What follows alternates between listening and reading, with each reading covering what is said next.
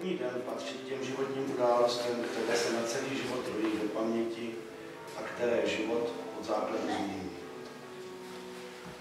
Přišli jste dnes, abyste formálním úředním úkonem potvrdili svoji lásku a touhu jít životem společně.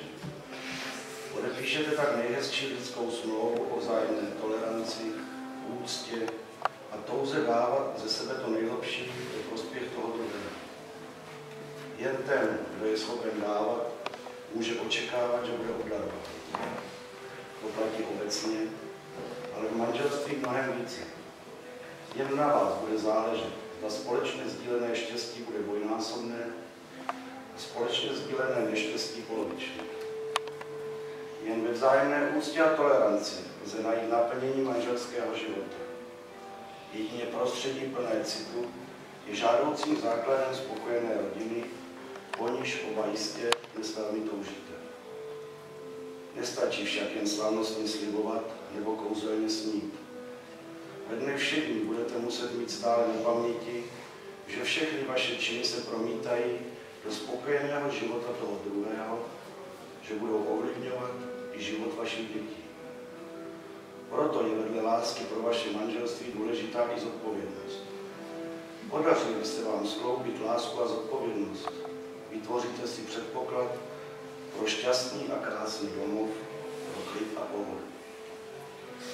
Než vyslovíte své ano, chtěl bych vám oběma připomenout, že dnes je ta příležitost, kdybyste měli poděkovat svým rodičům, kteří vás vychovali, věnovali vám péči, lásku, nebo i trpělivost.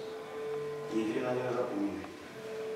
Vám, pane ženichu, bych chtěl připomenout, že dnešním dnem se zavazujete být ochráncem, rádcem a pomocníkem dívce, kterou jste si jedinou mezi všemi zamilovali.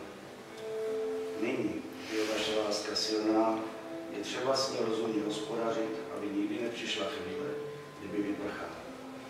Na vás jako na muži především spočívá tíha zabezpečení rodiny a vytvoření domova, který bude záštitou před nástrahami bolestným životem. Vám, slečno nevěsto, bych chtěl připomenout, že úkol ženy manželství není lehký. Žena naplňuje rodinu krásou a citem, je ochránky rodinného štěstí a tepla. Na vás bude záležet, aby společný život byl příjemný a harmonický. Převezmete-li úděl matky, nastane nejhezčí, ale i nejzodpovědnější etapa vašeho života. Skloubit povinnosti manželky a matky není vždy jednoduché. Ale mějte na paměti, že obětavé, citlivé a trpělivé je to, co ženu nejvíce kášlí a co na vás jistě váš životní partner nejvíce ocenuje. Věřím, že vaše manželství bude pevné a stále, že společným úsilím, pílím a pracovitostí si zabezpečíte štěstí v manželství i v rodině. Přeji vám, aby společný život byl naplněn zdravím, štěstím, láskou a přátelstvím. Bylo by krásné, kdybyste jednou po letech na otázku, co nejkrásnějšího vám dal život, mohli svolně oba odpovědět, byl to náš život společný. Prosím svatební hosty, aby povstali.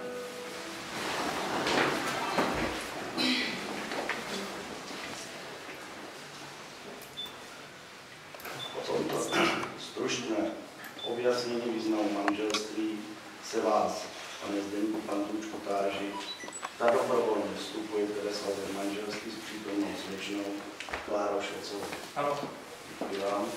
Rovněž vás, slečna Klára Švecová, se táží, zda dobrovolně vstupujete ve svazek manželství s přítomným panem Zdeňkem Pantůčkem. Děkuji.